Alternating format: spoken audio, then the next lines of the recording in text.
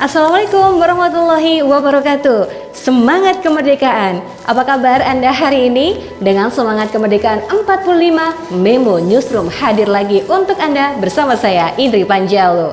Berita utama koran memo.com hari ini. Satres Narkoba Polres Kediri menangkap 21 pelaku tindak pidana selama Juli 2020. Dan inilah berita selengkapnya.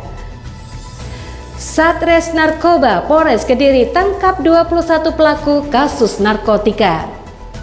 2 makam syekh diduga peninggalan era Mataram Islam terdapat di Ngeronggot. Hasil uji swab positif istri Wagub Jombang jalani isolasi mandiri di Rumdin.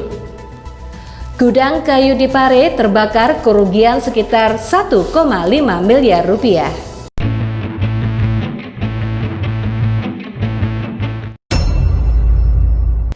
Satres Narkoba Polres Kediri menangkap 21 pelaku tindak pidana penyalahgunaan hingga peredaran narkotika selama Juli 2020. Kasatres Narkoba Polres Kediri AKP Ridwan Sahara menjelaskan dari 21 pelaku tersebut, 10 pelaku terkait narkotika jenis sabu, 10 pelaku terkait pil jenis double L, dan 1 pelaku terkait psikotropika.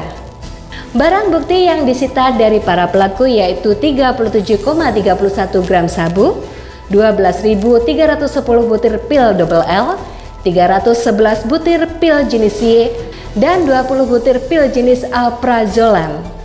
Selain itu, personel juga menyita 16 unit HP, 3 alat hisap atau bong, 2 pipet kaca, 11 korek api, 1 gunting, serta 1 unit sepeda motor. Ada beberapa tersangka yang kita amankan, 2 orang, 3 orang itu ada yang masih tipis, bahkan ada yang kemarin asimilasi ketangkap lagi.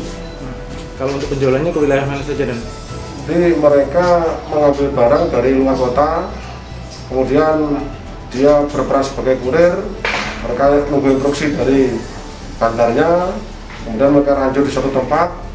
Nah, ini ada ke Kediri Kota, ada ke Jombang dan Mojokerto. Salah satu pelaku yakni PR alias Botak, 36 tahun asal desa Siman, Kecamatan Kepung, Kabupaten Kediri mengaku memperoleh barang haram tersebut dari luar daerah. Di wilayah hukum Polres Kediri, pelaku mengedarkannya di sekitar Kecamatan Pare, sedangkan di luar daerah pelaku mengedarkan ke wilayah Kota Kediri, Jombang, dan Mojokerto. Di desa Banjarsari, Kecamatan Ngeronggot, Kabupaten Nganjuk, terdapat 2 makam dengan ukuran berbeda dibanding makam pada umumnya. 2 makam tersebut adalah tempat peristirahatan 2 syekh dan berada di belakang masjid yang diperkirakan merupakan peninggalan era Mataram Islam. Masing-masing makam memiliki ukuran berbeda. Bagian barat berukuran 4 meter lebih 1 jengkal, sedangkan sebelah timur kondisinya sudah patah berukuran 2,75 meter. Pada bagian bawah makam terdapat nama yang diperkirakan adalah nama dari kedua makam, yakni nama Syekh Abdul Goni serta Syekh Syahroni. Aris Trio Effendi, tim penelusuran situs dan sejarah Kabupaten Nganjuk mengungkapkan, hingga saat ini kedua makam tersebut belum terdaftar sebagai benda cagar budaya. Hal itu lantaran minimnya informasi perihal asal muasal keberadaan makam kedua tokoh penyebar Islam tersebut. Aris dan timnya sampai sekarang masih terus melakukan penelusuran terkait keberadaan 2 makam syekh di wilayah Kota Angin. Dia berharap kepada seluruh masyarakat Nganjuk untuk bersama-sama menjaga benda peninggalan cagar budaya. Dia mengupayakan kedua makam nantinya bisa terdaftar sebagai cagar budaya seiring dengan bertambahnya informasi yang digali. Setelah sebelumnya reaktif dari hasil rapid test, Wiwin Isnawati, istri Wakil Bupati Jombang Sumberambah, dinyatakan positif COVID-19 dari hasil uji swab pertama. Namun dalam kondisi sehat, istri Wabub sekarang menjalani isolasi mandiri selama 14 hari di rumah dinas. Dr. Puji Umbaran, Direktur RSUD Jombang mengatakan hasil pemeriksaan radiologis dan laboratoris istri Wabub tersebut dinyatakan bersih dan bagus. Jadi sesaat setelah hasil uji swab keluar, pihak RSUD menawarkan 2 opsi, yakni isolasi di rumah atau perawatan di rumah sakit.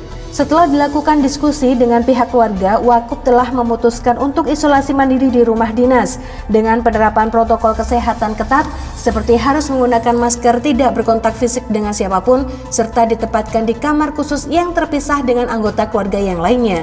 Sesudah 14 hari, pihaknya akan memberikan surat keterangan sembuh dengan kriteria isolasi selama 14 hari.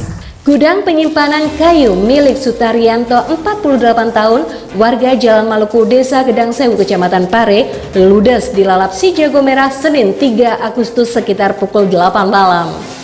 Gudang tersebut adalah tempat pengrajian gudang penyimpanan dan pengolahan bahan baku kayu mebel ekspor.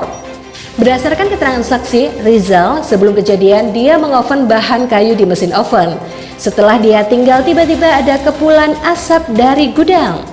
Rizal segera menghubungi pemilik gudang yang tidak lain Sutaryanto. Mendapat laporan itu, Sutaryanto segera menghubungi petugas pemadam kebakaran Kabupaten Kediri.